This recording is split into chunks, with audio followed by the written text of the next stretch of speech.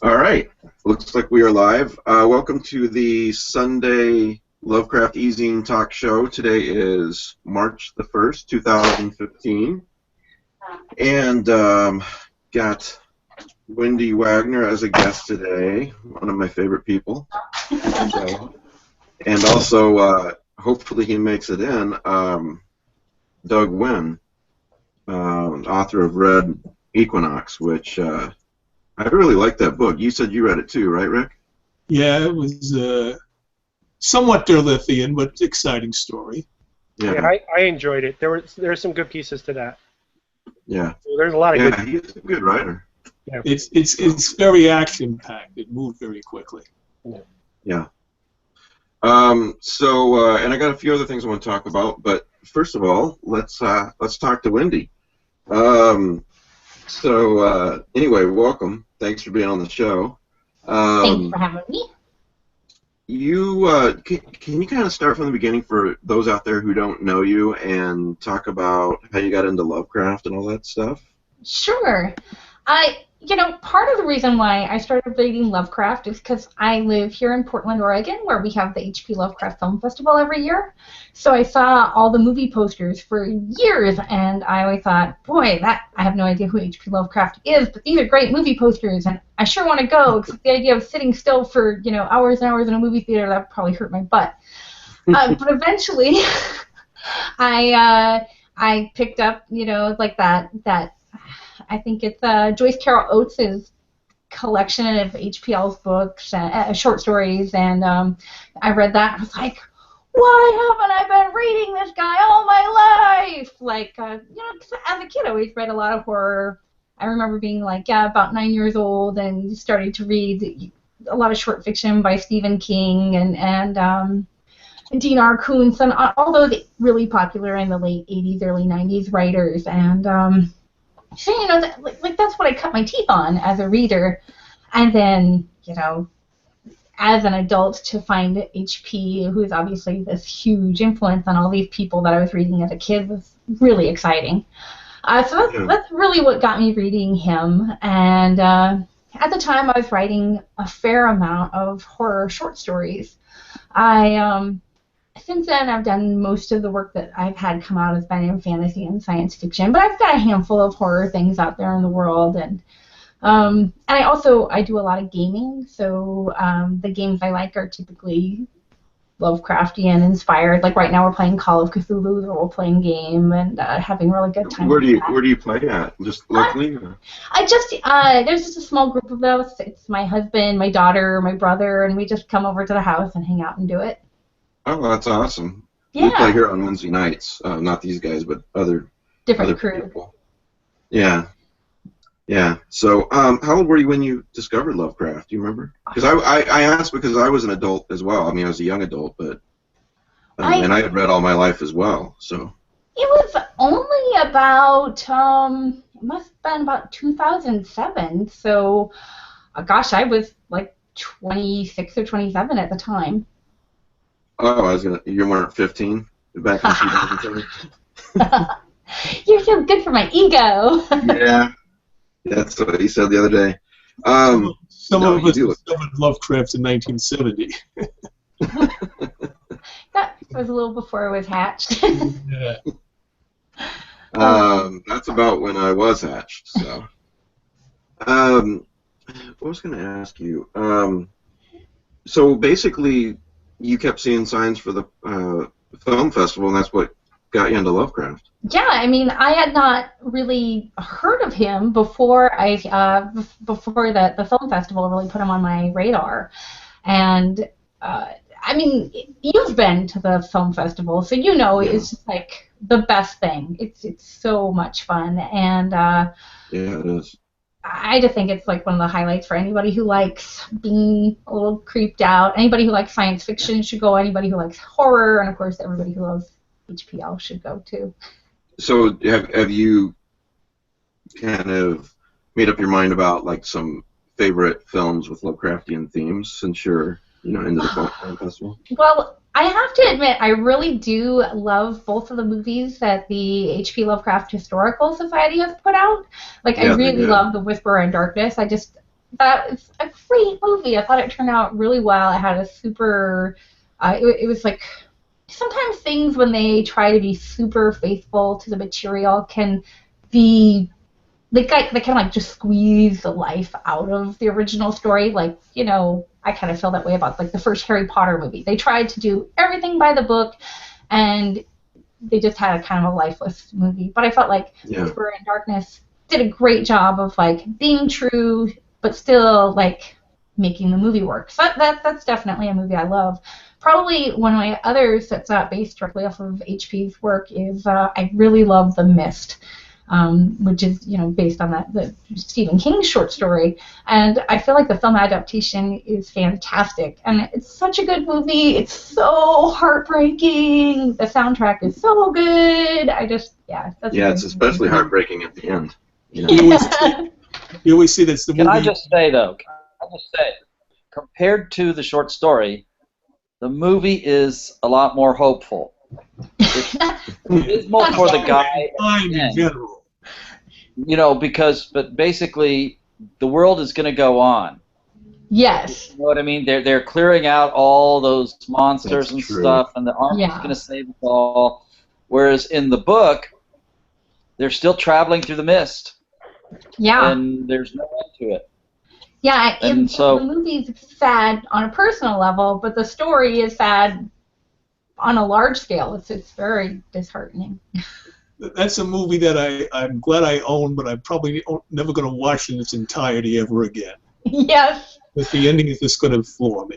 Oh. Yeah, I can't take the ending, you know, because as a parent, you know, so that's probably all I should say for those who haven't watched it. But, what were you going to say a minute ago, Rick? Did you say it? I said it. Okay. You know, I wish, back on the subject of films, I wish they or somebody that's really good would do Shadow Out of Time. That's one of my very favorite Lovecraftian stories, and I think that could make a really great film. I think that would be really great, adapted for film. That would be great. Yeah, they did a really good job on the audio drama. Have you heard their audio dramas? I gotta say that the audio drama, in many ways, they took everything that was great about the story and they distilled it. You know, so they left out a lot of the word salad that, you know, when they're just reading lists of names and stuff, and they took everything that was dramatic about it and they distilled it, and I thought the audio drama was just superb. Wow. Oh, I've been thinking about getting that audio drama. Maybe I will now. Gosh, you don't have the H.P. Lovecraft Historical Society makes Dark Adventures Radio Theater. Yeah. And they've got like 8 discs put out, and if you have to do any kind of commuting, they're just brilliant entertainment. It's really wonderful. There's like every one of them, I've not had a bad experience. They've all been great experiences. That's terrific to know. Yeah, you can go full out, which I know Matt has done if you've got the extra money and get the CDs, because they give you a lot of extras. Matt can probably describe them better than me. Or for just $10, you can download them. You know, $10 each. So, if you get the audio drama, they'll give you like, oh, here's a map, the map they used to get around Innsmouth, and here's your ticket on Joe Sargent's bus. You get all these little props that come in the disc. That's that are just, charming. It's incredibly charming. It's so good. I can't recommend it highly enough. What did you say, Rick? You get a newspaper article on recruiting people for the Army in Dunwich. And how there's this guy named Wilbur Whately who's very big for his age. Oh, that's so great. Oh. So, you know, I published a story of yours a while back in Lovecraft eZine. Yeah. And what else have you had published, and where, as far as, well, horror and sci-fi? I mean, if you're interested in Lovecraft, I think you're interested in both. Yeah. Well, you know, I just did the final count, or the most recent count, and this includes, you know, stories that haven't come out yet. But I've had about 30 stories that have sold. And let's see. So the most stuff that's coming out this year or soon, I've got a Lovecraftian piece that's going to be in this anthology called She Walks in Shadows, which is edited by Silvia Moreno Garcia, and it's coming from Innsmouth Free Press. So all of that are all female characters from Lovecraft stories given their own short stories. I got to write about Nitocris, who is, she makes an appearance in Under the Pyramids, which is actually one of my favorite of Lovecraft short stories. I just really, really enjoy that short story, so that was really fun to work on. Science fictionally, I have... I'm sorry, let me stop you real quick. When does that come out, do you know? I think this summer, or like May or June, I think is when it's coming out. So that's something to look forward to that's got that nice Lovecraft flavor going on. Previous work that you can find, I had a story, science fictional, I'm trying to think. I've been really doing a lot of fantasy work, so I have to kind of think back for horror. A couple anthologies that I've been involved with that are science fiction or horror. There was a horror anthology. My very first story that I sold was in a book called 2012 AD. That's all about the idea of the Mayan apocalypse. And I have a story called Sunborn that's in that. That's basically the Mayan apocalypse comes to Portland and what that would be like. But it's like a small personal story, no history. I'm sorry, I didn't mean to interrupt. When you discovered Lovecraft in 2007, were you already writing? Yeah. At that time, when I started out writing, were just novels.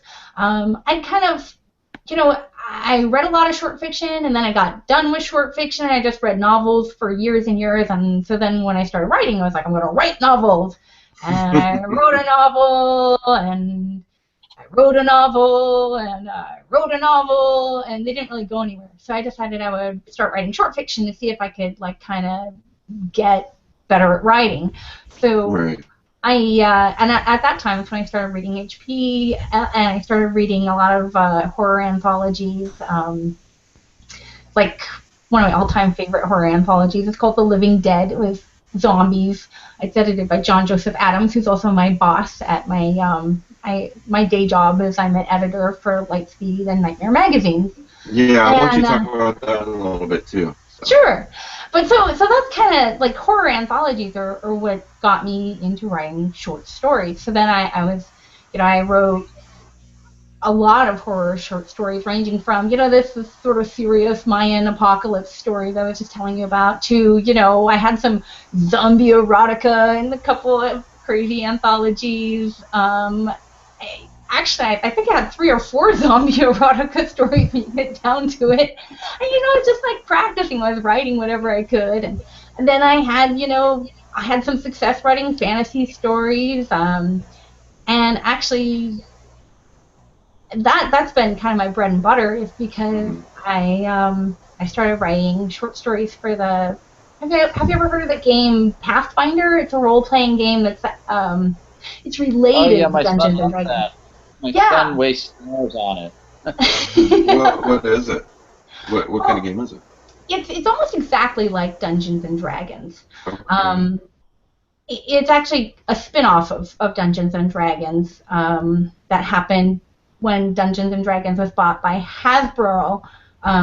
Some people who used to basically work with their products said, they're going to ruin the game. Let's get it all set up and do the game right, and we'll give it a new name and a new world, but it basically plays a lot like late 90s Dungeons and Dragons, and it's very similar. You've got elves and warriors and dwarves and people like that running around having adventures. So I've written a lot of short stories for them. I've written a book for them. That's really been kind of my journey as a writer, really has been. Even though I love horror a lot more, and I do have to say, like, the book that I had come out last year for them, all the reviews are like, this is really a lot more horror than anything else you've put out. So. What book was that? Was that a novel or was that short stories? It's a novel called Skinwalkers. Right, okay. Yeah, it's basically the story of a single mom who used to be a pirate who winds up having to deal with a bunch of really unpleasant cannibals, and some of the cannibals are also shapeshifters. Which you've got pirates, you've got moms, you've got shapeshifters. What time period is that? You know, Hey, Mike. Hey, guys. it's basically late medieval kind of a time period. So the flavor of a lot of the people you meet are these sort of Viking-esque kind of tough guys. Yeah, so, you've got a lot of people running around swinging axes and chopping people up, and it was really fun to work on. Yeah, and I don't want to hog the questions, guys. You got questions for Wendy and Doug in a few minutes. Go ahead. I'll just ask Wendy a quick question. You mentioned you used Nitochrist. Did you do any research on her from like Herodotus or Dunsany's play? Not a ton. I read a little on, some back history stuff. I spent some time on Wikipedia, but then really I just really wanted to go back to that story by H.P. Lovecraft and just kind of focus on the flavor that you get there, because for me that was what was really speaking to me, was just this tremendously powerful character spending eons in this. She's been trapped in a tomb for eons, but like making her own evil ways, and I thought that was what I wanted to explore was what would happen to her after her run-in with Houdini. And, it's the reanimated version, not the. Yes, exactly. And the title is, I think it's called Queen of a New America, or A New Queen of America. I think it's Queen of a New America. Went back and forth on the title a little bit. But basically, it's kind of what happens to her after she comes to the United States. It's a very short piece, but kind of fun. And have you read Reanimators? I have not. I like to say little things like that when Pete's been quiet for too long. I just wanted everyone to know I posted Wendy's website/blog to the Lovecraft eZine message board. Awesome. Thank you. I don't know if you heard about it, but there is a current Indiegogo project called Dreams from the Witch House, this is not Innsmouth Free Press. This is Dark Regions. Dark Regions Press. Did you submit? They're having open reading right now, I think. I did not submit for that, but I've definitely been helping get the word out. Lynn Jamek, who's she's the editor, and she's just so excited about the project, and I think she's going to do great work. Yeah, I think their final day is today. I'm not quite sure. Yeah, they've met their funding goal. That's to contribute. I don't know about to submit to. Yeah, my understanding, talking to Chris, was that most of the slots were filled when they began, but there was a few open slots. I don't think it was like going into the Kickstarter or Indiegogo. I mean, that they had every slot was open. I think a lot of them were invited, but I don't want to speak that for sure because I'm not involved in the project. I've just been linking to it. So, but yeah. Speaking of that, if anyone is interested, I've got it on the left side sidebar, of the Lovecraft eZine page. So any page there, you can click on it from there. Like they've got 9 hours left. Yeah, and they've done really well, so that's good. Yeah, they're looking at about 27 grand right now. Yeah. Can I just say that now, even if you didn't want to before, now all the artwork is going to be in color. They're going to have extra pictures. It's all going to be incorporated within the book. Ooh. I mean, gosh, it's like you have to get this book. I just love the art. Let me tell you, I was on the fence for a long time. All right. But then, like early last week, they released a new funding goal or funding option, and that was for $250. You get the hardcover limited, signed by everybody, and you get a $199 gift certificate to Green Eye Games. Wow. So for $250, you get $400 worth of stuff. Wow. And that's enough. $199 is the exact price of the Cthulhu Wars basic set. Yeah, but we And, get the great figures. yeah, What'd you So- say, Rick? We get the That's all. great figures was that price. that sold me completely. It sounds like it's going to be a great book. Yeah, I think Yeah. so. Really, Then there's a third. great design. They do good stuff. There's a third all-female anthology too. Joe's Casilda's Song. Am I remembering that right? Yeah, that looks like a good collection too. Yeah. Oh, I'm sorry. I should have at the beginning. I said this on the site today, but for anybody, let me take it out of the package here. You can see it better. I'm going to give away this coin to a lucky live viewer. Put myself on Thank you in advance. Nice. And actually, I'll send you one, Matt, because you helped me out a lot. And these are from the Littlest Lovecraft ladies, very talented ladies behind the Littlest Lovecraft series. That's so cute. And then Doug's going to give away 3 Kindle copies and 1 print copy of Red Equinox. Right. New book. Ooh. Great novel. So keep watching, and we'll tell you how to win that stuff later.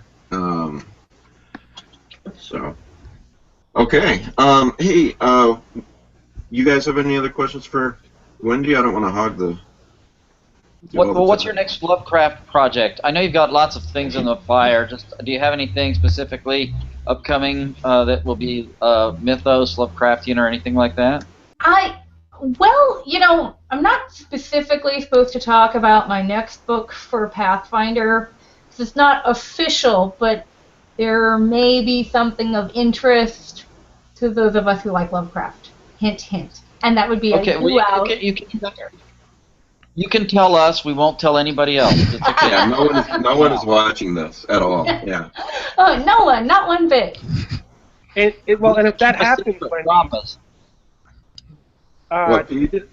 well, so Tor has a relationship now with Pazzo Yeah, to publish the Pathfinder novels, that's right. It's which very means exciting. that'll reach a larger audience, Yes. in theory. And there'll be better looking books, and it's very, very exciting for all of us involved with Pathfinder. Got a question from a live viewer right now for you, Wendy.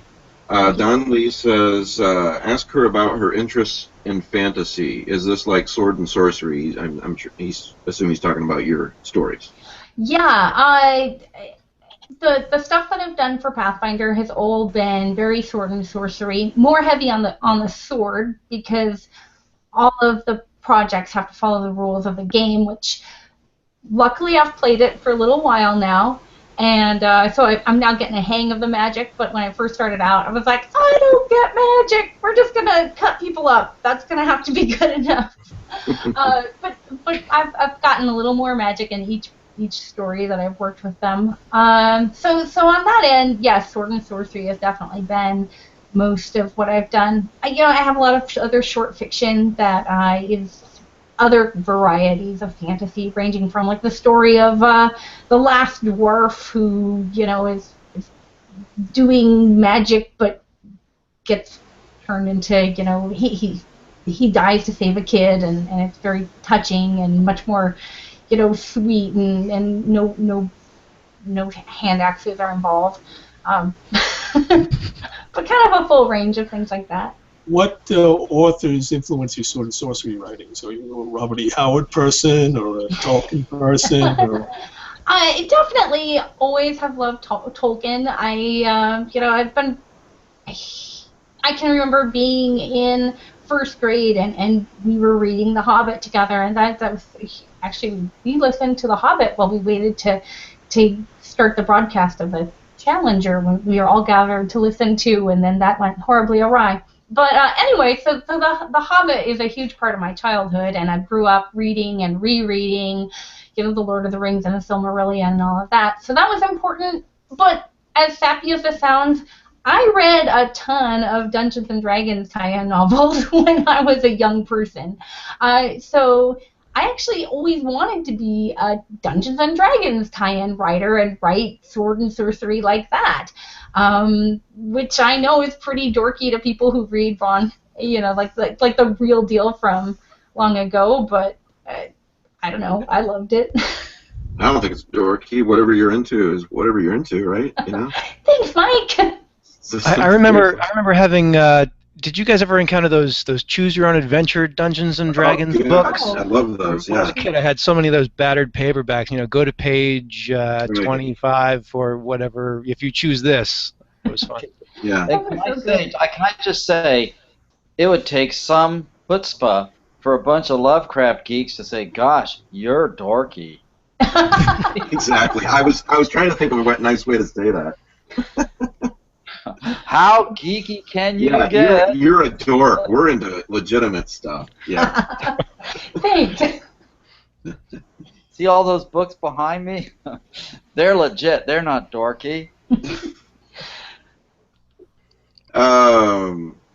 Okay, so, all right, I'm going to embarrass you with this question, or maybe not. You mentioned Dean Koontz and Stephen King. Maybe the Koontz is the embarrassing part. I don't know. I used to be into Dean Koontz as a young person too, and then he kind of changed his style, I think. But what are some of your favorite Stephen King and Koontz books? Well, I mean, what got me into Koontz was, of course, The Watchers.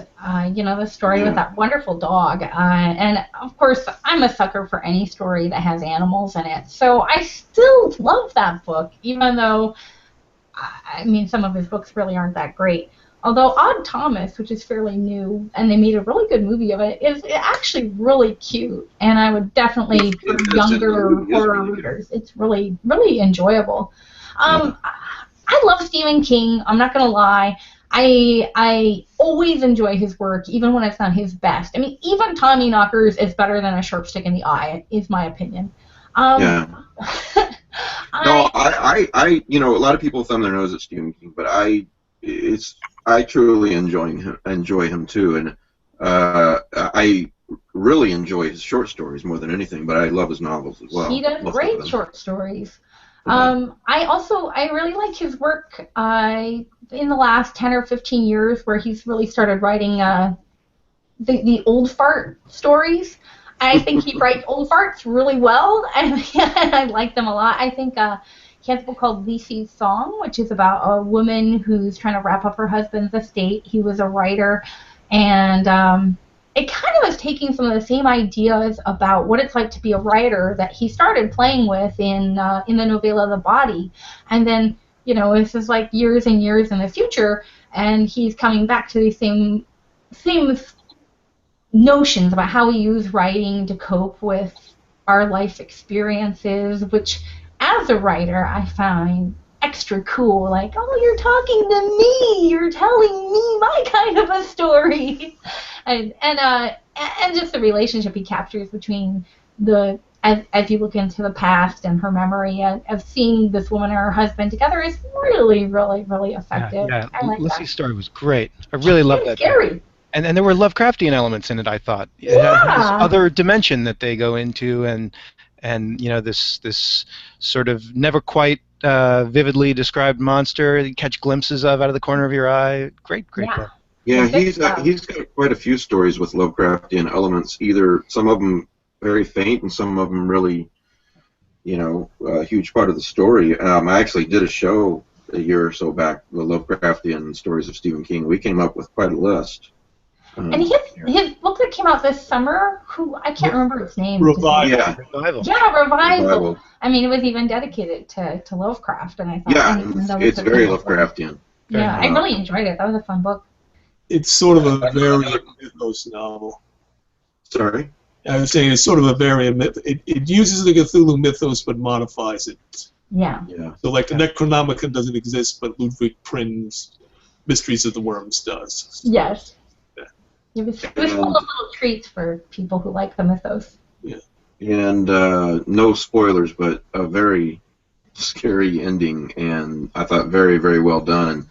And I read an interview with King where he said he didn't even want to discuss the book because it scared the hell out of him. Well, you know, Doug's book reminded me a little of Revival in that both he and King seized on the electrical element of Lovecraft in Nyarlathotep. Yeah, that's true. That's And true. I really liked Revival quite a lot, and yeah, there is that in common. That's one of my favorite. You know, as short as it is, Nyarlathotep. That's one of my favorite pieces of inspiration there. And Willem has done great stuff with that aspect, I think, of Nyarlathotep as well. Yeah, as a matter of fact, I've got a hell of a lot of. Willem sent me a hell of a lot of books to give away of the Strange Dark One, so I'm going to start doing that. Yeah, his Nyarlathotep collection. Hmm. That's his Nyarlathotep collection. Yeah. What was the name of that Stephen King book you guys were talking about just before you went off on about Revival? I kind of missed the title. Lacey Story. Lacey What? Story. Lacey. Is it Lissy or Lacey? I don't know. Oh. No idea. Did you read Duma Key, Wendy? I did. I love them. I like that too. I think haunted house stories just really are incredibly appealing to me. It's probably like my very favorite genre is the haunted house, and you've got a lot of great haunted house stuff going on in that. You know, and you just have a lot of just creepy environment stuff going on. It makes you want to. For the first time in my life reading that, I wanted to go visit Florida because Florida suddenly seemed like the creepiest place in the world, and that's why you should visit places because they're creepy. That's right. Wait, what? That's exactly That's why right, you you're there, do it. Rick. There's also there's that ghost ship in Dumaki, and that relationship between the artist and the kind of dream world. So again, Lovecraftian themes. I think it's another good example. Yeah. Let's see. I've got a question from the audience here. Before I forget, Conrad writes, so who's up for writing a Lovecraftian Choose Your Own Adventure? I think I got a new project. I think that would be really cool. That would be a blast. I probably can't use the Choose Your Own Adventure, but something is the same concept. I think that would be really neat, actually. Great. You could do it with HTML. I mean, these days it could be hyperlinked. Yeah, you can. Fun. But I think having an actual book would be cool. Yeah. They all end the same way. You go insane. Turn to page 56 and go insane. Yeah. And so are the other 3 pages you can turn to. Yeah, go to page 2, 7, or 51, and you go insane on all of them. Yeah. The only one not to play, right? That's right. Yeah, page 101 was that you just stopped looking and went home and watched Netflix. So. Don Lee wants to know what fantasy writers influence you the most outside of HPL. That's if you've got a song from the spot. That's always a tough question. I might just sort of overrun into all the different genres because, a lot of people do write in multiple genres. I think an author who's been hugely influential on me is actually Octavia Butler. She has some amazingly smart work. A lot of her stuff talks a lot about language, which is something really important to me, and about how we use language to interact with the world and things like that. And she just did a great job writing smart action in a smart way and using science fiction and horror together in a way that was really accessible. So for me, she's definitely one of my top 5 big influences besides H.P. Lovecraft and Stephen King. Somebody who's maybe not a very good writer has a huge influence on me, and I see it all the time, and I kind of wish that he wasn't a huge influence, but whatever, is David Eddings. I read so much of David Eddings when I was a young person, and his books are really action-packed, and he does a great job with pacing, and he's always really good about getting in a yuck moment here and there, and sometimes I feel like I maybe got a little too much of that in me. Too many yuck moments here and there. But you are who you read when you're in your formative years. So definitely those guys pop out as being big influences. Yeah, I did. We didn't have a TV growing up, and I did almost nothing sometimes, I think, but read. I went to the library religiously, and I'm just, and I'm just shocked that I never ran into Lovecraft until I was a young adult, for all the reading I did, We had really limited TV. The TV would come in either black and white or pink and green, and so we had a bookmobile. And I actually counted one time because like this looks like a lot of books. How many books did I bring home this week?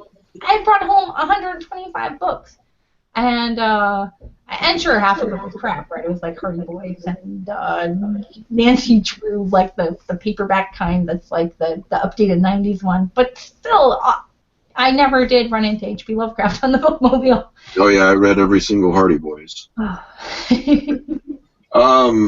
My mom referred to him as junk one time, and I thought, well, I'm reading, you know. That's funny because we're doing this thing with my son called a moviecation, where we're trying to make sure that he has all the cultural references that he needs. That's good. From movies.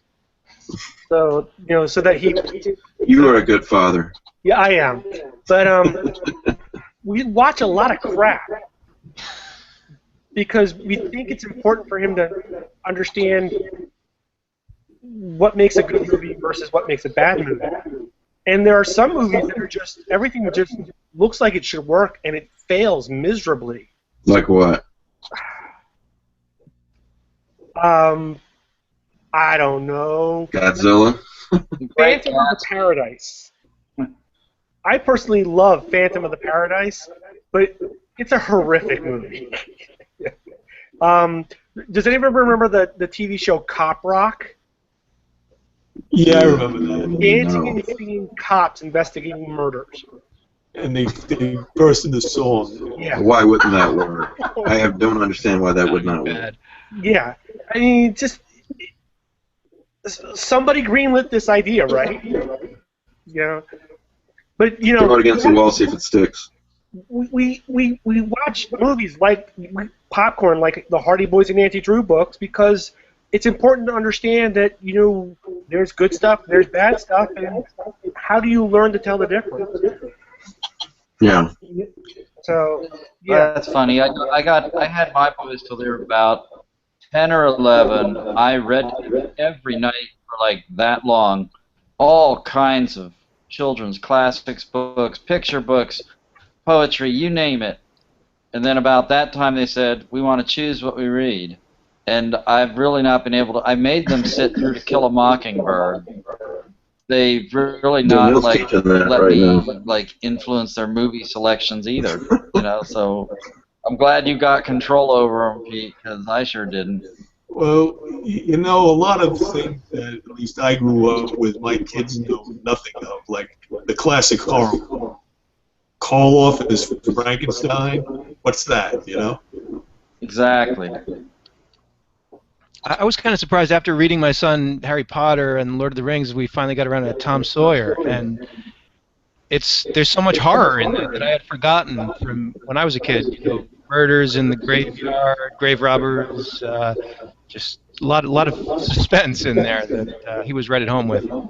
Indian Joe. Yeah. So, Wendy, let me ask you a serious question here and get your thoughts on it. There's a lot of talk sometimes about women in horror, small press, Lovecraftian fiction, weird fiction, not getting the opportunities that they should or that they deserve. And, I was watching an interview with Marilyn Manson years and years ago, and it was about Columbine.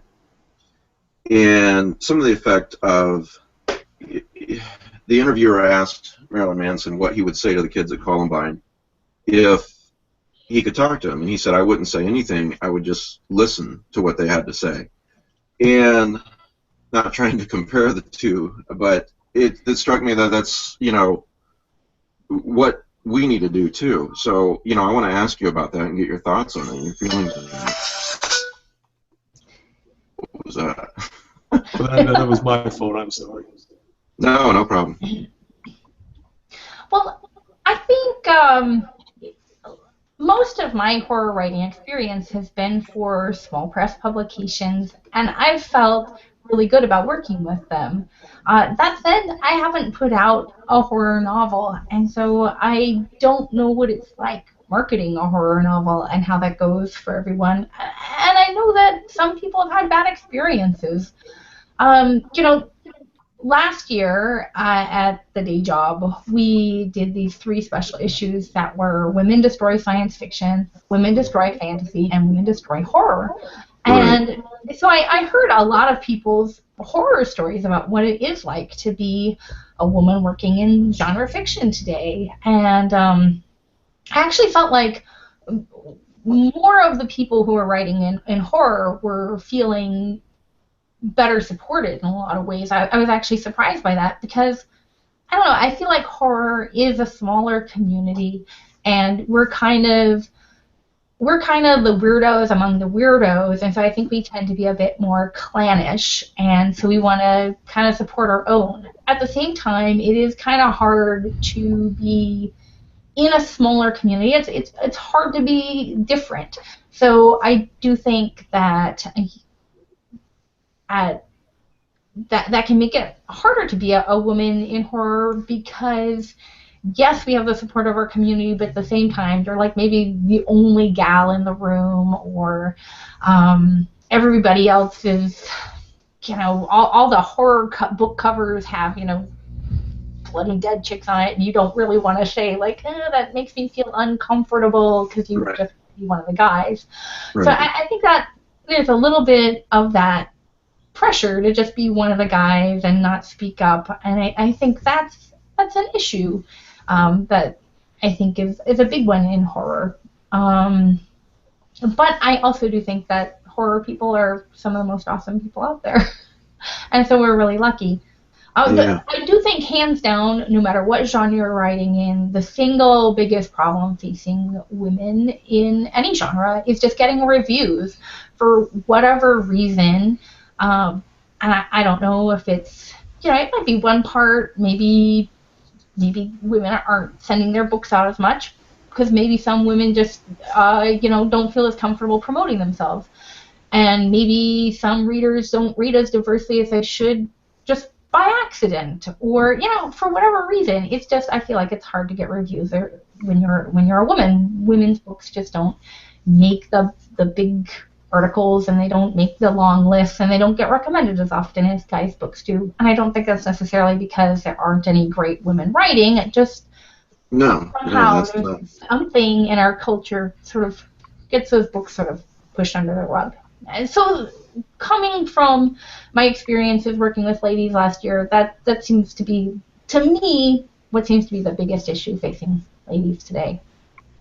And you're on both sides of it in a way, because, and I wanted to talk about this too, because you work for Nightmare Magazine, work for John Joseph Adams, a great guy. Do you see, I guess the better question would be, and I'm glad I talked to you about this, because I would not have pegged that as a problem, which is why we need to listen. The reviews thing. I didn't realize that. Obviously, those that review books need to do a better job with that. I know that editors and publishers, some are a lot better than others, and I've always tried to be as inclusive as I can be. Now, but that said, what do you think, if anything, or if you're done talking about this, that's fine too, could we do better, editors and publishers? Well, editors and publishers, nobody wants to hear this because we tend to be a bunch of introverts. But as an editor, part of my job is to try to meet new writers and to try to encourage new writers to submit to my magazines. And I can't always go to all the conventions, but when I do, I think it's important to go the extra mile and try to meet people that aren't just people that I know already, and to try to meet a diverse cast of characters, and to try to let those people know that, hey, you're really welcome to submit at Nightmare Magazine. We're not just saying that. We don't care. We want stories by black people. We want people by queer people. We want stories by white people. We want stories by, if you had 2 heads, we would probably be really interested in your perspective on horror. Because we think that what's great about genre is that there are lots of different ways to be scary, right? And the more opportunities we can to get weird stories, the more likely I am to find something that will appeal to that one guy that he's always like, nothing scares me. I got two heads. Maybe he just needs that two-headed writer to write for him, you know? So I think, you know, editors, it's easy to just sit back behind our desk and just look at what comes across in our slush pile and be like, I'm getting, you know, lots of submissions. Only 1 out of every 25 is a woman. That's just the way it is.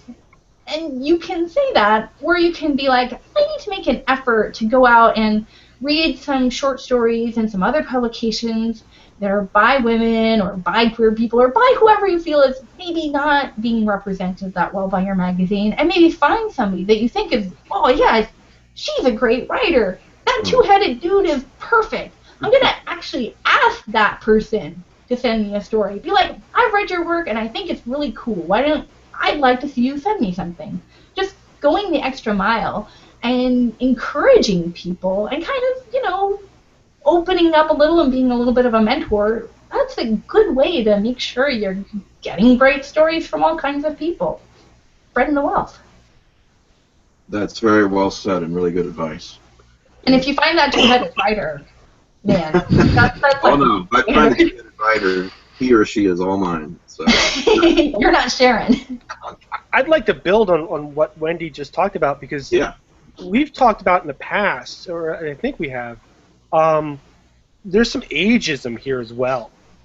A lot of magazines, particularly in fantasy, mystery, science fiction, have long established. They're long established. They have well-respected editors, and they've been around for a long time.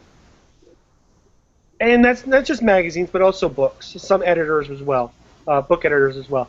And what I see happen a lot is that if you go back and you look at some anthologies, you find out the average age for some of the authors is like in the 60s. They got comfortable asking the same writers to submit. They get very comfortable asking the same writers that they've known for decades, and they don't need to ask anybody else. And that tends to, because back 30, 40 years ago, the genre demographics were skewed. That plays into finding authors of color, authors of quilt bag authors, authors of a younger vein with new ideas, and that seriously plays into it. And it's a serious problem. But I think it also ties into the fact that the reason horror often is more accepting of those different authors and other ages is because in the past our magazines have gone out of business. Quite frequently, Twilight Zone went out of business, Nightcry went out of business, you know, Death Realm went. They periodically fail. Horror fails for some reason as a magazine quite often, and then somebody comes along and says, there's no horror magazine. I've got an opening for a genre magazine. I'll do it. And that editor is a lot younger and a lot more open-minded than people who have been set around. And I may be oversimplifying this argument, but no, but I do think you're. No. I didn't even want to mention it. There's a current person who's editing a lot of anthologies, and almost always they are not open reads. They're by invitation only. And so if you aren't on this person's radar, right, getting into these anthologies, which are the most prominent anthologies coming out, is tough. Yeah. That's why I wanted to mention that Dreams from the Witch House actually had an open reading period, so it's a chance for a new woman author to get her toe in the door. Yeah. Well, yeah, good points, Wendy and Pete and Matt. Doug. Yeah. Hey. Tell us about Red Equinox, and this is not your first book, I know. So, can you talk about Red Equinox and then a little bit about your other book? Yeah, sure. I saw a note earlier that I had some echo on my audio. Are we still having a problem with that?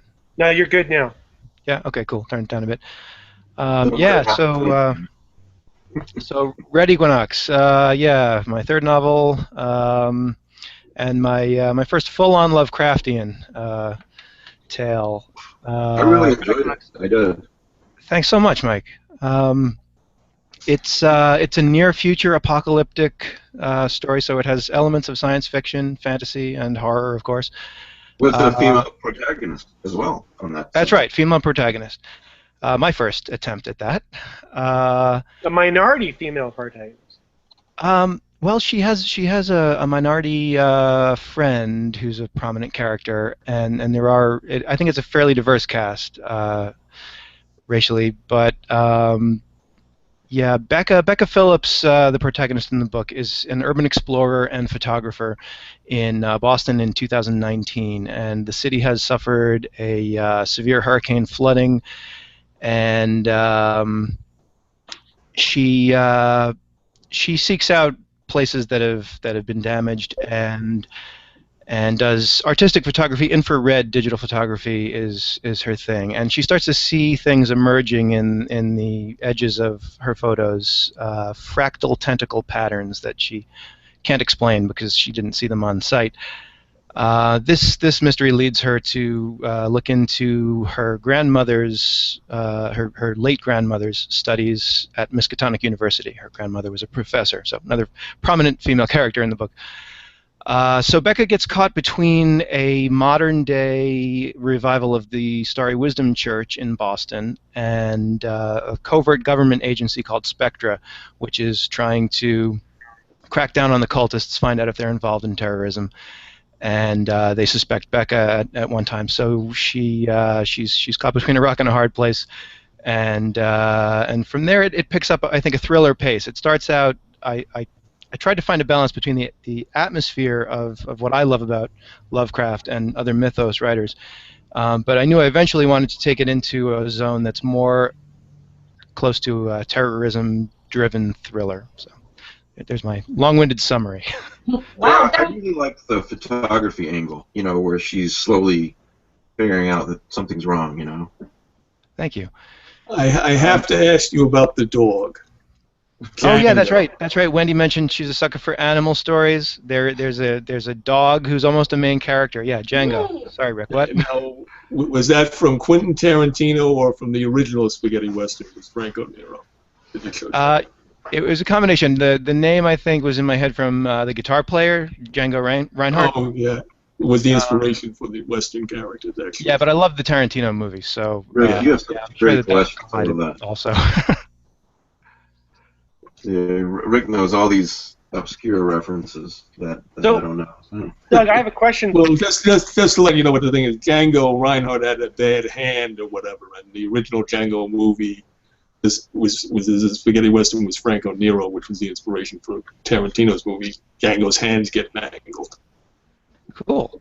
You guys are encyclopedias of everything. It doesn't even have to just be Lovecraftian. No, I'm not. You have no lives. What were you going to say, Pete? Hey, Doug, so I have a question for you. Why did you move? I mean, was there a reason to move the Starry Wisdom cult from Providence to Boston? Just because I knew I wanted it to be a Boston story. Okay. Lovecraft. We have some activity in the Boston subway system in Pickman's model. Right. They have more than totally one avoided. Yeah, that's how I saw it. It's not that Lovecraft avoided writing about cities entirely, but often it's off the beaten path that you encounter the inbred cultists. I liked the idea that in a modern city, they might be coexisting and to some extent trying to integrate, and that within the church there would be different factions, and some of them would be more radical, and some of them would be trying to fit in and trying to judge. Is the apocalypse soon? Should we just get along for now? So I knew I wanted to play with Boston on a big canvas, and I figured, the church maybe was revived years later in the city. You got some really good blurbs. I mean, I blurbed it, and several other people did too. Didn't ST did, and who else? Yeah. Didn't Willem? Willem and ST and you. I really hit the jackpot. I can't thank you guys enough for helping me to get the word out about the book. Sure. Tally is another author friend of mine. I loved That Which Should Not Be, and he was kind enough to read an early draft as well. So yeah. Oh, right, Brett Tell. Yeah, I love that. What should not be. So. He has a sequel to that coming out, I think, in a few months. Oh, good. Yeah, that's Looking forward right. to that. Yeah, ST was actually very helpful. I was down to the wire on the edits, the final proof reading. The Latin in the book that I had completely butchered using Google Translator for some of my grimoires. ST was kind enough to make better suggestions and help me save face on that. Yay! Yeah, it's good if you have a language expert. I find out with French. When I use French, and we have an editor named John-Marc Lefisi who always corrects my French. Good to have. Yeah, I have another topic I want to post to both Wendy and Doug and the rest of the panel here in a few minutes, but I want to keep talking to you, Doug, for a few minutes. So, same question as for Wendy. When did you get into Lovecraft? I'm a big King fan, like Wendy. That when a friend of mine handed me, it was sort of like my love of books starts with The Hobbit with Tolkien, and then of course you go to The Lord of the Rings next. So already it's epic fantasy, and then a friend of mine with really cool parents, one of whom was a book reviewer, dropped The Stand on me at age 15. So it was like, oh, sure, The Lord of the Rings to The Stand. This is a perfect transition. So that got me deep into horror right after that. And from there, it was a short step to pick up Lovecraft. There was this, I think I still have this paperback I picked up in my teens of The Lurking Fear and other stories. Lurid cover, really just, lo-fi. And that's not even, I don't think this is even some of the best Lovecraft stories, but it gave me a taste. And from there I was hooked. I was also reading a lot of Poe at that time. And I remember picking up also, is it Lurker at the Threshold with Derleth? And there was a paperback of that at the time. Yeah, Derleth. And that's not even that great either, but something about the tone of those stories really stayed with me, and the settings of those stories, these places in Massachusetts often, which is where I live now. I live in what I think of as Lovecraft country. It's like if Miskatonic was real, if Arkham was real, they'd be pretty close to the towns I'm in. I'm in Newburyport, which Newburyport is covered a couple times in Shadow over Innsmouth. They go to the library here, and that's my library, Historical Society, and all that. So I guess I didn't even grow up here, but I'm kind of drawn to. Where did you live before? Environment. Yeah. Sorry, Rick. Where did you live before? You're in New England now, but. Born on Long Island in New York. Oh, my area. Okay. Are you there? Yeah, I'm from Bethpage. Oh, my dad worked there for his whole career. That's funny. Was he at Grumman? Yeah, he was aerospace engineer. Yeah. Cool. I came out here to go to college, to go to Berklee College of Music. I thought I'd be a musician, then I was a recording engineer, and then I finally got back to writing. So I landed in my wife's hometown, and not far from where all my college friends, many of them stayed in the Boston area. Yeah, as a matter of fact, I've got a lot of books in my head, so forgive me, but one of your other books has a lot to do with music, right? Yeah, my first book, The Devil of Echo Lake, is it's a story set in a residential recording studio in upstate New York, a town kind of like Woodstock, and that's where I worked as an engineer for a while. So the idea was that artists could get away from the city and all the distractions of that, and live in a cabin in the woods, or we had a church. Actually, we had a barn converted to a recording studio. In the book, it's a church that's converted to a recording studio. So that's partly a ghost story. The rock star who goes to the haunted church to make his next album is in communication with the ghost of the woman who was a church organist there, and was lynched for witchcraft long ago. So from there, it leads into not to give away too much, but it's not a Lovecraftian tale, but it's very much influenced by Arthur Machen and the great god Pan. So I love that story. Exploring the woods around the studio, this troubled rock star who's burned out, and his brain is kind of shattered. He's paranoid. He doesn't know if his producer might be the devil. His producer's manipulating him because he has this dark mystique. So he ends up encountering something in the woods that that comes down to me from Machen in that one. So, what interests you about Lovecraftian themes? I mean, what part of that drew you in? It's probably easier to say what fascinates me about him still. As a kid, Sure. I think just that sense of dread about things that are just around the corner. That there's a bigger picture that you can only catch fragments of. It's probably what got me into him, and still works for me very well. But reading him for so many years, and more critically, and looking, as a writer, looking for the patterns in his technique, I'm really impressed by how he takes this scientific journalistic view in so many stories, and instead of just buying into the supernatural on its own terms or on religious terms, you have this sense that you've got a skeptical narrator, and not always a trustworthy narrator. They might be losing their mind, but someone said that was it Lovecraft? Yeah, Lovecraft. I think in himself in the Supernatural essay says that an effective weird tale should be like a hoax. That you have this sense that enough of the detail is real. And I love that about King too. That it'll give you a familiar world that you can really relate with, and characters you can really empathize with, so that you have this sense of reality. And the weird wouldn't work if you didn't have that grounding. So I love how he strikes that balance. But Yeah. I also I love stories that are set in our world, and then this strange something happens. intrudes. Yeah. Right. But Yeah. I'm also fascinated by this worldview that Lovecraft has. That to me it seems psychedelic. It has something in common with the way that psychedelic consciousness sort of shatters the worldview that you had to begin with, and opens up this set of possibilities that you've never considered. This idea that where you thought the world was centered in a certain place, and now it's much wider than that. Lovecraft is this bad trip where it's a paranoid experience of that. Instead of the wonder and awe at the vastness of the universe and space and time, there's this dread that that means I'm completely insignificant. So that's a lot of fun to play with. It's such a large canvas. I posted this article the other day at the Facebook page about a black hole that they've discovered that's not 12 times the size of our sun, which would be phenomenally huge. It's 12 billion times the size of our sun, a black hole. That just, talk about feeling a little bit insignificant after reading an article like that. Yeah. Wow.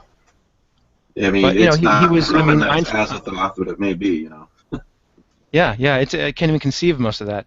Yeah. But for him, writing when Einstein was putting a lot of this on the map, it must have been, for someone who thought deeply about it and wanted to explore it in fiction, I guess would have been kind of terrifying and a lot more interesting to me than another vampire. Yeah. You guys got questions for Doug? Yeah. Did the idea of changing reality perception affecting reality come from Lovecraft's From Beyond? Yeah. The idea that different frequencies would open up. That's From Beyond, right? Is it the pineal gland? I'm always mixing up. Well, pituitary and the pineal. I forget. The pineal, or however you pronounce it, the pineal gland. Yeah,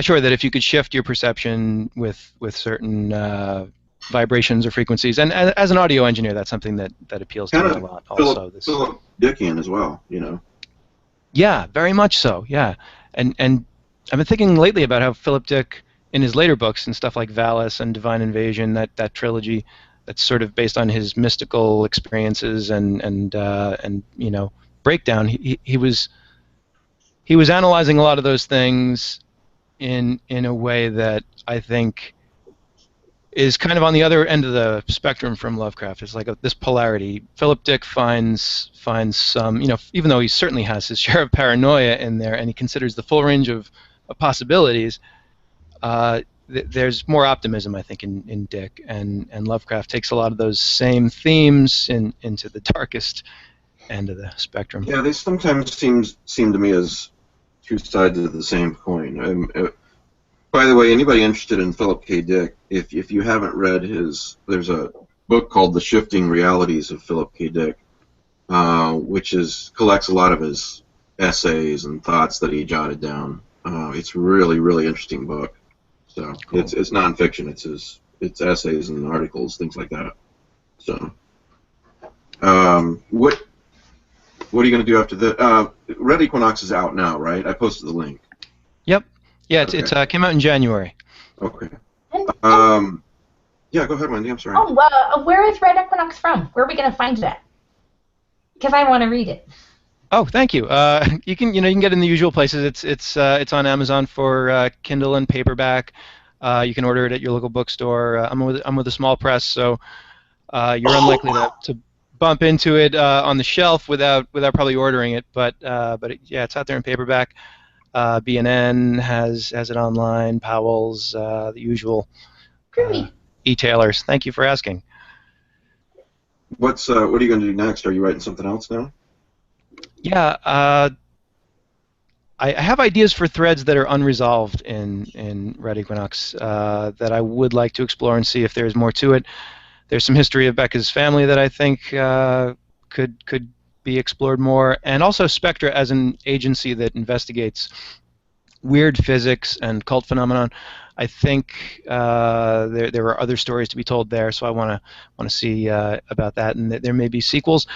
I don't outline, so I hate to promise that there will be sequels. I sort of have to see if what's coming out is working. And before that, there's a novella that I want to work on. That's a detective noir story in 1980s New York City, where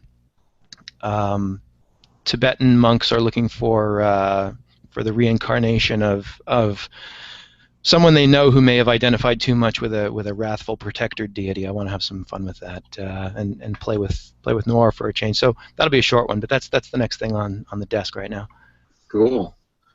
Go ahead, Matt. Are you a full-time writer? No, my wife and I run a small business, which it's weird. You get to do things on your own terms. They say, if you work for yourself, you get to decide which 24 hours a day you want to work, and it's kind of like that. We've got a young kid at home, so if he's not in school for snow days and whatnot, it's harder to fit the writing in. You guys both work from home? Yeah, that's right. Oh, that's pretty cool. What do you guys do, if you don't mind me asking? We have a dog daycare, actually. That's It's cool. a little nutty, especially with 6 feet of snow on the ground here in Boston. It's a little nutty right now. Yeah. Also amusing. So, Doug, Go ahead, Pete. Doug, you and I talked a little bit. Crane Street is really crowded. Is it? Yeah. You were going to do a Crane Street Boys story, right? That's a great idea. What we're talking about is that my Dr. Hartwell's on Crane Street. The Peasleys are on Crane Street. Your Phillipses are on Crane Street. And in one of the Herbert West Round Robin collections, West and the unnamed narrator who becomes Kane are living on Crane Street. So, tiny little street next to Miskatonic University, really, really busy. Packed. I had no idea how much is going on right there on that one street. Yeah. I kind of looked at the map and I like cranes. So. Right. Exactly. Pick that. So, Doug and Wendy, I want to ask both of you, what Lovecraftian fiction are you reading now, or have you read in the recent past, and what are some of your favorite Lovecraftian books? Not by Lovecraft, I mean Lovecraftian fiction. Well, right now I'm reading an older anthology that Ellen Datlow put out, which is Lovecraft Unbound, which that's great. That's just a great collection. It's got a really good story by Dale Bailey that I really love. Dale Bailey, right? He's just a great writer of short fiction. So It's really funny that you say that, because that is one of my very favorite Lovecraftian stories, is The Crevice. Yeah. I actually republished it in Lovecraft eZine. Those guys. Oh wow! Yeah, I had read that story, and that was the only story I had read from the collection, and I knew I wanted to read the whole book eventually. So actually, a friend gave it to me, and I've been slowly working my way through and just enjoying every second of it. Okay, so you recommend Lovecraft Unbound. Doug, what about you? I've I spent so much time revisiting Lovecraft himself for the lead up to writing Red Equinox that I wasn't reading a lot of new Mythos writers. Before that, I'm a big fan of Caitlin Kiernan and Larry Barron, and Brett Talley is great. Willem is great. These are all the names you know already. You turned me on recently, Mike, to John Connolly, the Nocturnes collection. Oh yeah. So I am still reading that, and that's great stuff. That has a great atmosphere to it. Lately, I've got my nose in Scarlet Gospels by Clive Barker. I don't know if you count that as Lovecraftian. The Cenobites, they open the doorway to hell, and we spend a good long fantasy journey into this version of hell with some really cool world building. So that's I'm a huge Barker fan, so that's my current read right now next to the bed. Yeah. Well, I wouldn't even classify Nocturnes as a Lovecraftian book, and I'm sure the author wouldn't. In fact, I think I asked him that one time, and he said he didn't really have any Lovecraftian themes in mind, but they're definitely there in 4 or 5 of the stories at least, and it's got this quiet horror about it I really love. So very cool. Yeah. So everybody out there watching Nocturnes by John Connolly, you really can't go wrong with that collection, which I've said many times before. So, okay, what other questions we have for these guys? Yeah, I have a question about in Doug's novel. There were 2 opposing talismans. One's from Lovecraft and one's of your own invention. What gave you the idea to have these 2 mystical objects collide? We're talking. I'm sorry, Rick, about the Fire of Cairo and the shining trapezohedron, right? Yeah. Did I say that? I knew that I wanted Becca to have the scarab that her grandmother left her. That was sort of the central image, symbol, object that got the story rolling for me, and that's based on actually a scarab that I had designed for my wife when we got married. So I get to steal a lot from life, and she lets me get away with that. Again, I don't outline, so as the story progressed and it was approaching the climax, it seems obvious that the polar opposite of this gem of power that I had been using already would be the one that the Starry Wisdom Church was keeping in Haunter of the Dark. It just popped up that, of course, that's you've got to have them reclaim that, and so just kind of organically that fit together for me along the way. You keep saying you don't outline. Wendy, do you outline when you write? Do you have a certain method? For my own projects, I do sort of a limited outline kind of thing. I know what I call my candy bar scenes, and I kind of work up to them. For the things I do for Paizo, I have to turn in an outline in advance, and everything needs to be... Candy bar scenes? Yeah, those scenes that, you want to have happen, and when you get to them, it's going to be, so great, and it'll be like eating a candy bar. That's a great name for it. Yeah. There's critical scenes that you have to get to. You just don't know how you're going to get there, but you're going to get there. Yeah.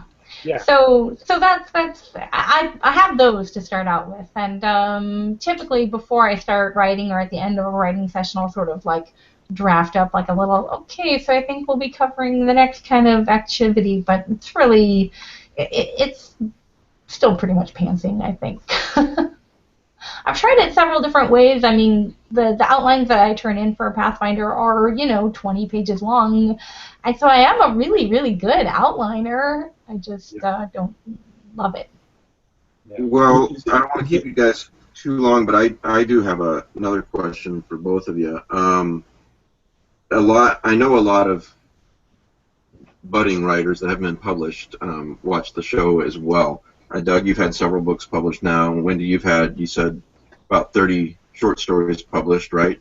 Yep. And Skinwalkers. Do you guys, what advice would you give to somebody that walked up to you at Necronomicon, for example, or in Portland and said, what advice do you have for me? I want to write Lovecraftian fiction or whatever kind of fiction, You want to go first, Wendy? Sure. It's always tough to advise young writers. And I've even been part of a website called the inkpunks.com, and it's nothing but advice for young writers on how to break into the industry. But I would say, if you want to write Lovecraftian fiction, just read lots of Lovecraft, and then just keep reading what scares you, and never stop digging for what scares you, and when in doubt, read history, because nothing is more terrifying than what we do to ourselves. Good point. And just on craft, I would say, just keep writing all the time. One of the things that for me has taught me how to be great at short fiction, so for people who are interested in short fiction, I would definitely say you cannot go wrong by volunteering to be a slush reader at an online magazine. They're usually looking for help, and it is a great way to just really quickly see a lot of stories that work and a lot of stories that don't work, and sort of start to see what the difference is between the two. Yeah, they usually are looking for help.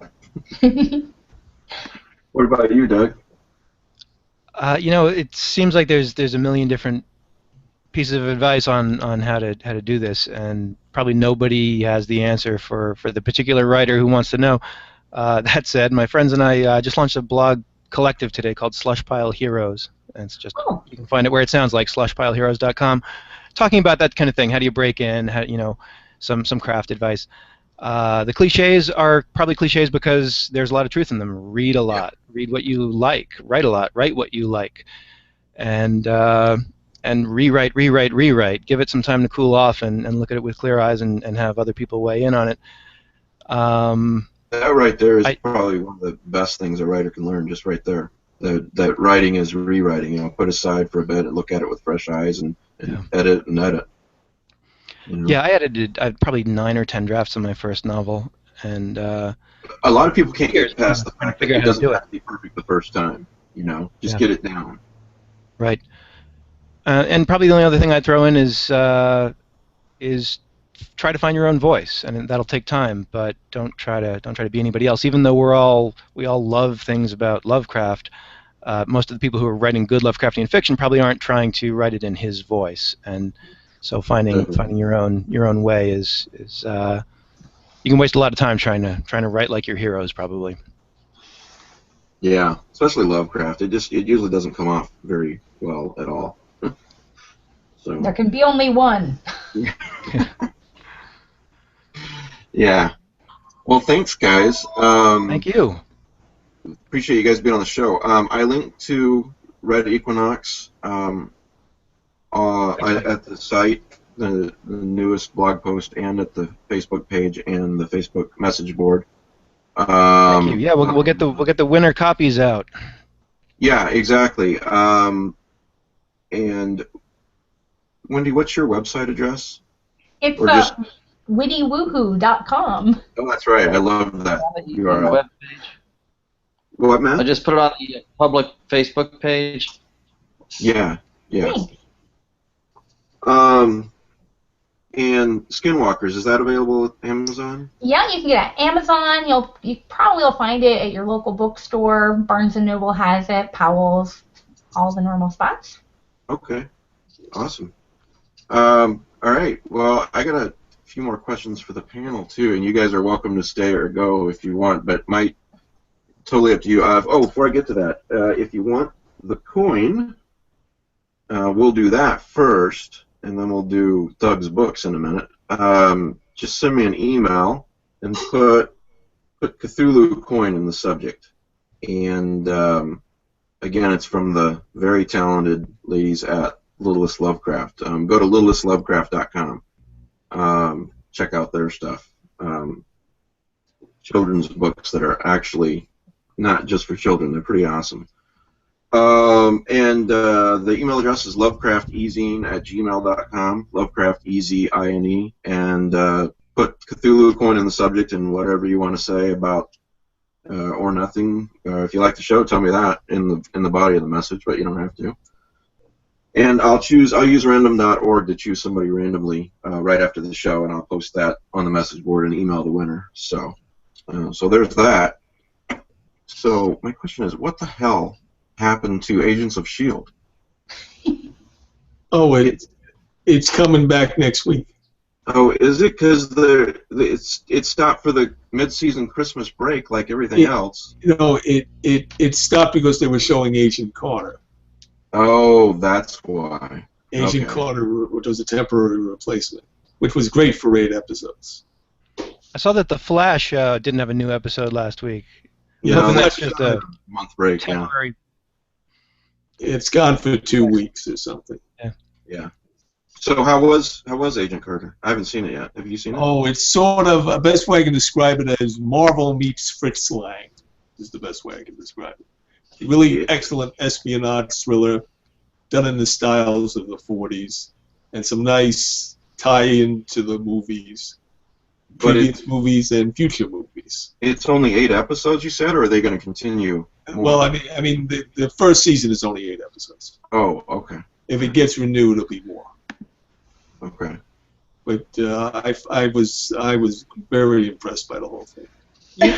I'm gonna go out on a limb here and take a risk of offending somebody, but the thing I liked about Agent Carter is that the lead actress is not a modern beauty.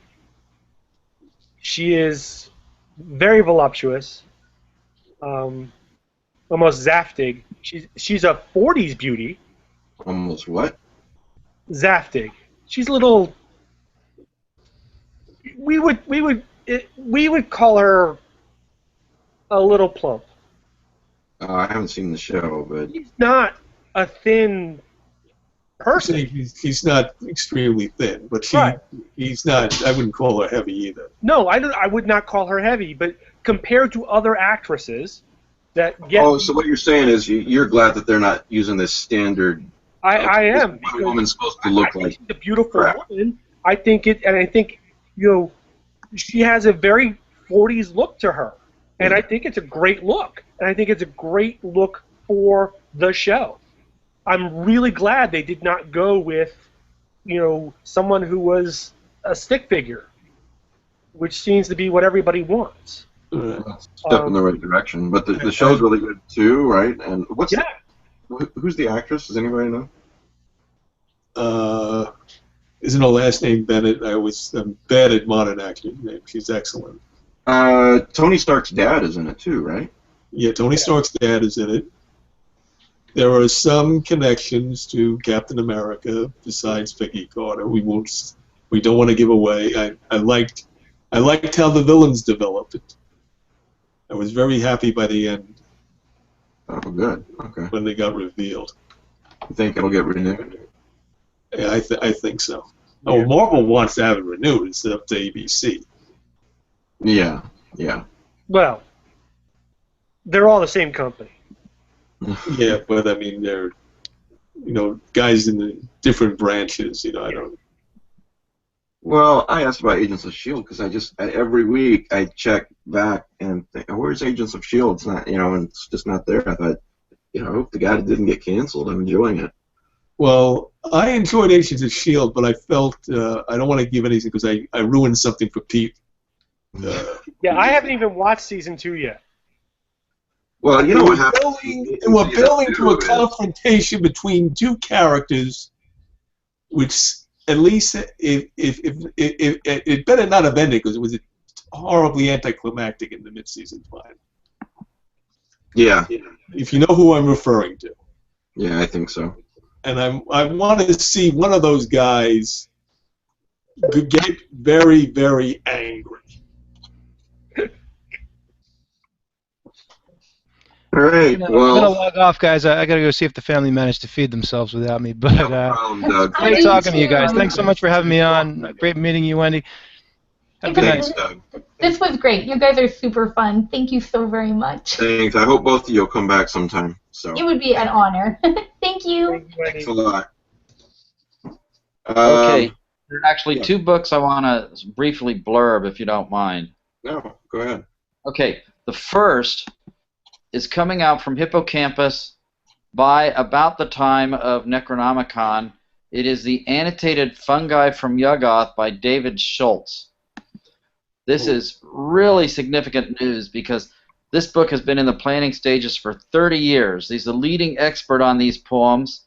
It's going to be heavily illustrated and annotated and should be the definitive scholars and collectors edition of this set of sonnets. So just keep your eye out for that. But the other is, are you all familiar with Pierre Comtois? Yes. I don't know if I'm pronouncing it right. He wrote a really great Chocho people story called Goat Mother. I've been interested in his fiction ever since. Back in 2004, Kevin O'Brien had this small press called Lindisfarne Press and was going to put out a big issue called Autumnal Tales, all the mythos fiction of Pierre Comtois. Well, Kevin's small press tanked almost immediately. I think he was living at his mom's house or something. Okay, he had no money to keep it going, so that went into the cropper. Okay, the next thing that happens is I hear about Mythos Books is going to be putting out a gorgeous hardcover of Autumnal Tales. And there was even art that was published on the internet. And I was thinking, wow, we're going to get this great book. And what's the next thing that happens? For whatever reason, Dave Wynn, his mother died, financial issues, suddenly he's tanked too. Mythos Books just went belly up. It's like there's not even a website anymore. And once again, Pierre Comtois is in limbo. All of a sudden, I just got a notice. I don't know if he's self-publishing it or what. It is finally his collection. It's not called Autumnal Tales anymore. It's called Goat Mother. It's finally coming out. Matt.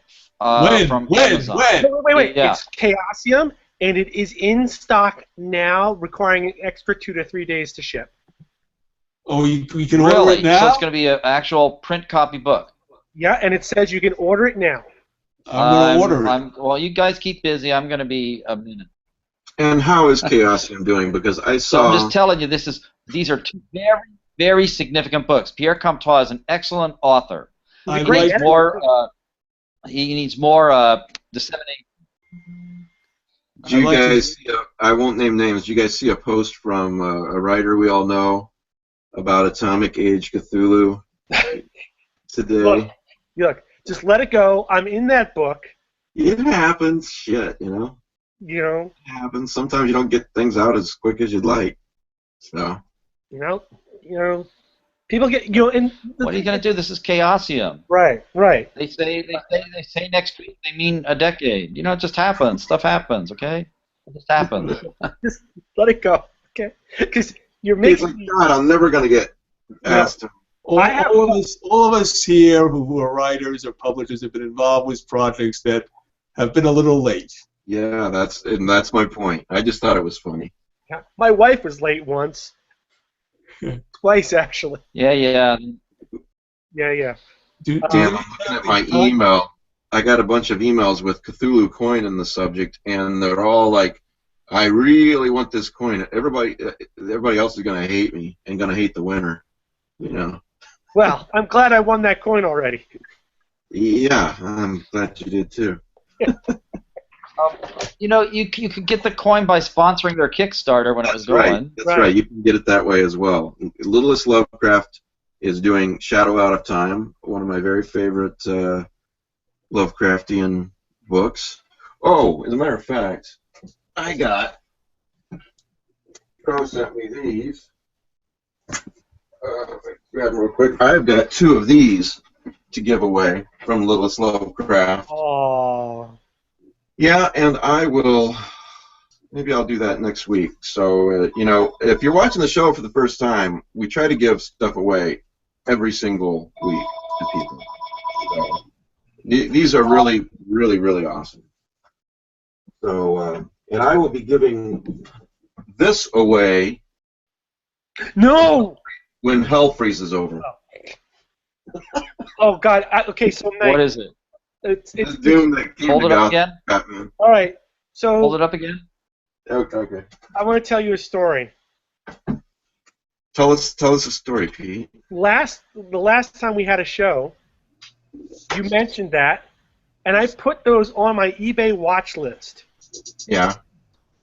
Son of a bitch! If a whole set didn't come out, starting bid $12. Oh yeah, the starting bid will suck you in. Right. But it ain't going to end up as that. Last Sunday, I wake up.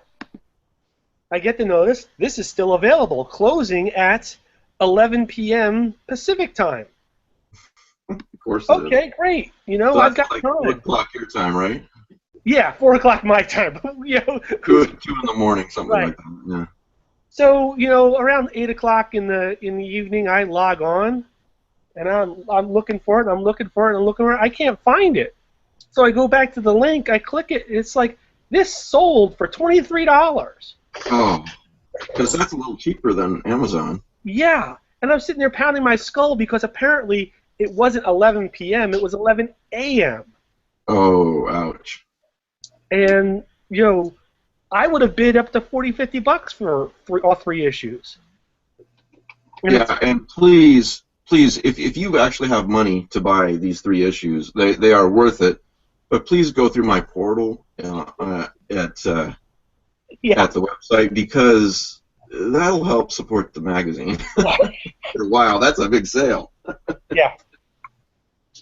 So. But anyway, yeah, I am never going to give that book away because I can't afford to. Yeah, you're lucky you got those back. Yeah, no, that's how you know a true friend, when you send them books like that and they read them and send them back instead of keeping them. So. Hey, Pete, Yeah. you know, I'm not sending you my copies. That's fine. Yeah, it's the funny thing is, it's not that I can't afford to go buy them. It's just that I find it absolutely ridiculous and I know that I'll find them cheaper someday. I just have to wait. Well, you've read them, so you got that itch out of the way. Yeah, and they're, you know, and while they're nice oddities, there's nothing I need for the, you know, I can't fit them into Arkham continuity. There's no way to fix those into my timeline. So it's an alternate universe. You want to like, Yeah. you could have Lovecraft in the Batman, but we don't want Batman in our Arkham. mythos fiction. No. Have you read them, Matt? Yeah, oh yeah, I got them. They're actually excellent. The art is superb. Yeah, the art's It's superb. by the same guy who does Hellboy, Mike Mignola. Yeah, Mike Mignola. Yeah, Mike Mignola. Yeah, it's he's a really big Lovecraft fan. But and he wrote or co-wrote or drew or whatever a Cosmic Odyssey in the late '80s with Batman, Superman, several other DC characters, which was Darkseid was a main character as well in that. Yeah, I remember. And that had kind of a Lovecraftian bent to it too, but it was the same guy, Mike Mignola. Yeah. So I recommend Cosmic Odyssey too if you're into Batman and Superman and Lovecraft. So it's not mythos, don't get me wrong, but it's just got some themes like that. Lovecraftian, cosmic horror themes would be a better way to put it. Yeah. Okay, what else? Did you guys have books to recommend? Or was that it, Matt? That was the main thing. It's especially that Fungi from Yuggoth. When that comes out, you better snap it up. You know, you can't get the edition of the letters between Robert E. Howard and Lovecraft anymore from Hippocampus. It's now out of print. They lost rights to it. They expired. So now you have to buy a secondary copy. You just don't want to get into the position where you're buying your secondary copies because, like Pete will tell you, it's just too expensive. Yeah. Yeah, I found myself in that position to buy Lovecraft's letters from New York. I had to buy it. And Matt, you'll get a kick out of this. Go look at what Cthulhu WMDs and the other one are running on Amazon these days, because they're out of print. And I know that you're not fond of them. You mean you're talking about that god awful book Yeah. by what's the guy's name? Is it Ray Emerson? They're execrable. Yeah, Ray Emerson. It's like they're so bad, they're not even good. I mean, they're not even good bad. They're just like a pin in your ear the whole time you're reading it. Are you saying you don't like them? Yeah. They okay. Well, this was back when I used to read everything that came out, and James Ambuel was very active on the Google website alt.horror.cthulhu at that time, and he would put out these lists of these are all the Cthulhu books that were ever printed, and so I kind of chased them all down, and so I ended up reading so much stuff scraped off the bottom of the barrel. I figured I was doing it for the team, but no one else should have to. Yeah, but you don't have to do that anymore. You can be picky because there's so much now. I don't have the time anymore. I don't have the time. My kids are too old. They're too busy, and I'm too busy at work now. It's impossible to read everything that has a Cthulhu mythos tie. Yeah, well, it's becoming. Which is why my recommended books section on the website, I get emails or posts from people. Oh, why didn't you do this? Well, it's not supposed to be a complete list. This is just what I like, and I can't even keep up with a list of what I like, much less everything that's out there. Sorry, Pete. What?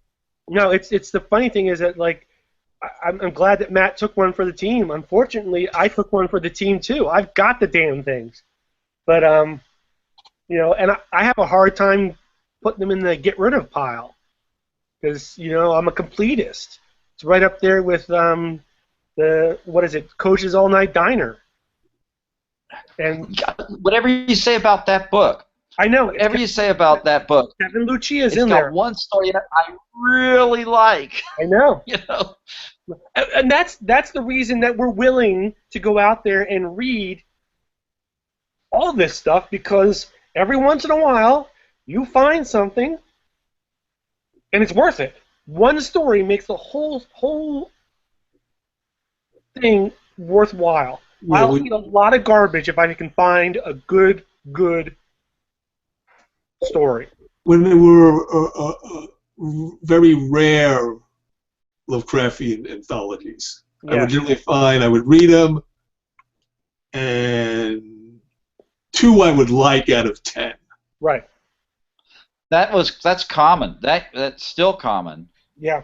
We got better authors now than we ever had. But I just read that it was like New Tales of the Old Ones. Oh yeah. I think it's really not very good. Okay, well that's just par for the course for the mythos. Yeah. Rick, there's a question somebody just posted for you. Okay. Mr. Lay, any further Cthulhian investigations coming up? The stuff I've read, the first stuff I've seen on the eZine site has been great. I don't know what he means. It must mean articles. It must be the essays that I write for you. Yeah. I'm doing a major article on the Necronomicon. Awesome. Is that for me? That is for you. Oh, awesome. I appreciate that. It's about Ambrose Bierce's influence on the Necronomicon. Oh, excellent. That'll be good. Mike, do you want to tell people about that little project that we've decided to do together? Yeah, go ahead. No. Oh, you want to? Actually, I was just going to be vague about it. But I would love to be able to blurb that. You know what? This is what we'll say. Pete and I are working on the planet has been spinning for like 4.5 billion years, and this is probably, if not the coolest thing ever, just one step down. But that's really all I can say right now. So that's all I can say. I'm sorry. No, but and I don't want to get your hopes up, but it's cool. It's not that cool. It's hold that up. Okay, so there's this. Matt's showing the chronology out of time, the dates in the fiction of H.P. Lovecraft. Right. Which is a huge influence and great help to my work. But it only covers Lovecraft stories, and not even all of them, just most of them. So as doing all the research for various projects, I have piles and piles of 3x5 cards detailing histories by various people. And I put together one for all of August Derlith's Cthulhu Mythos stories. And we put it into a format, and Mike's reformatting it and editing it. And I think we're going to have that out in a couple months. I hope. I am. I'm editing it. I just thought it was already perfect. Well, it's pretty good, but if you're reading it and you see something, say so. Don't just take it the way it is. Look, my job's hard enough. If there's a spelling error in there, then we're just going to leave it. So. Yeah. But and Rick really helped out with reviewing the first draft, or the second draft, or the third draft, somewhere along the lines. Somewhere in there. Yeah. Okay. I have to say one other thing, okay, Pete? Yeah. I understand you're going to be the MC at a Lovecraft trivia contest, maybe at the Necronomicon. I've heard rumor. Yeah. So I'm just putting my hat in the ring now that I'm happy to be Rick's teammate. Me too. Well, it's funny because, yes, and all the questions are done, and I'm putting them into a PowerPoint presentation now. It will be... I would, if I were you and you were going to go to trivia, I would read a lot of Reanimator fiction. That's all I'm going to say. You know what? Excellent. You see what the advantages to watching the show are. Okay, it's just I know Rick needs a teammate. I'm happy to help. Yeah. I'm putting myself out there. Well, you can help me with the late, because the ideal team would be somebody who really knows Laird Barron and Caitlin Kiernan for me, because I know all the early stuff. Actually, Matt probably would be pretty good at that. Yeah, so... To answer your question about, or your almost question about, is it coming out in a couple of months? Probably. So here's what's going on. I'm trying to get Autumn Cthulhu done, and where I'm at on that is I'm waiting on a few people writers that I really, really want in there, and if that means it's going to be a month later than I want, I'd rather have them in there. So anyway, I'm working on that. And Joe Pulver's King and Yellowtails is going to be ready, hopefully within about a month from now, is what I'm shooting for. And then at the same time, I'm working on yours, but probably a couple months after that. So, all of that's subject to me and my illness, but something like that. Yeah. Something like that. That's okay. I just want to have it for Necronomicon. If it doesn't happen, I'm just going to cry. But no pressure, right? Just one comment since we plugged Goat Mother before. Mm-hmm. You can't find it on Chaosium's website, but you can order it through Amazon. Right. Which is weird. Which is weird, because the last time you could order stuff when we went through this with the Orient Express train book, you could get it from Chaosium, but you couldn't get it from Amazon. Yeah. And now it's the other way around. Yeah, it's bizarre. Yeah. But I just wanted to plug Pierre. I mean, I've never met him, but I liked his Zombies from Rie. Yeah. I would like to see if he wrote a story. It may not be technically mythos, but it was sort of a sequel to Count Magnus by M.R. James. Okay. About the Black Pilgrimage to Khorasan, which has been sort of subsumed in Cthulhu mythos by other writers. Well, he's a great editor. He puts out Fungi. Yeah, and, I've enjoyed his fanzine for some years. Yeah. I want to talk about something real quick before we sign off. But before I do that, if you want to win Doug's book, Red Equinox, send me an email, same place, lovecraftezine@gmail.com, Lovecraft eZine, excuse me, at Gmail. Yeah, I'll put you up on the screen there. And you're going to give away 2 Kindles and 1 hardcover, right? He's giving away 3 Kindles and 1 hardcover. He's taking care of that. Right? Because they might not have a Kindle. Yeah, I mean, if you sign up for this contest, or you enter in the contest, well, practically everybody has a Kindle these days in a sense, because you can, if you got a smartphone, you got a Kindle That's software, the truth. and you've also got free Kindle software on your computer. So it's up to you. Just realize that you got the chance of winning the Kindle instead of the print, because we're only giving away one print. Anyway, Lovecraft eZine at gmail.com. Just put RE in the subject, so I know you actually listen to this. And whatever you want in the body of the email, like I will kill Mike Davis if I don't win this book, anything, whatever you want to say. Love the show. You're going to die if I don't win it. But I'm probably the last person to know about this. But I saw online writings in the United Amateur Press by H.P. Lovecraft, Project Gutenberg. I just linked to it a little bit ago on the message board. I didn't know that was online. That's pretty cool. Did you guys see that? Yeah, I've seen that. Go ahead, sorry. They used to be very expensive books, I think, from Hippocampus. All his juvenilia and his nonfiction. Yeah, so I'm looking at this, and it looks like, what has it got? All of them?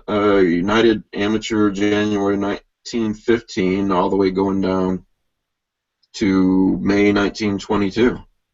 Yeah. Anyway, if you didn't know that was out there, I didn't. Maybe I'm the last person who didn't, I don't know, but there's the link. So I just found out there's something called, I guess, does anyone know what Steam Green is? I don't know what this Steam Green is. Is that a person? No, there's a Steam, a gaming group called Steam. I don't know that much about it, but Steam is a company that you go to games and you buy through Steam. Okay. So they're trying to get a game onto Steam called Rolix. Yeah, that's what you're talking about. Yeah, go ahead. The game they're trying to get onto Steam is called Rolix World. And I'm like, I don't know what this is. How do I not know what this is? I assume that's not you. It has nothing to do with me. But, I'm intrigued, right? Now, the theme to Elmo is going through my head. Da-da-da-da, da-da-da-da, Rolix World. Exactly. And, for a brief period when I was in high school, I wanted to be a cartoonist and I was going to draw Rolix Realm. But, that didn't pan out. But, now I got to figure out what the hell this Rolix World is. Well, with a name like Rollick, it's got to be good. So, yeah. Those old peanut butter commercials or jelly commercials. What were they? With a name like Smuckers, it's got to be good. Ah.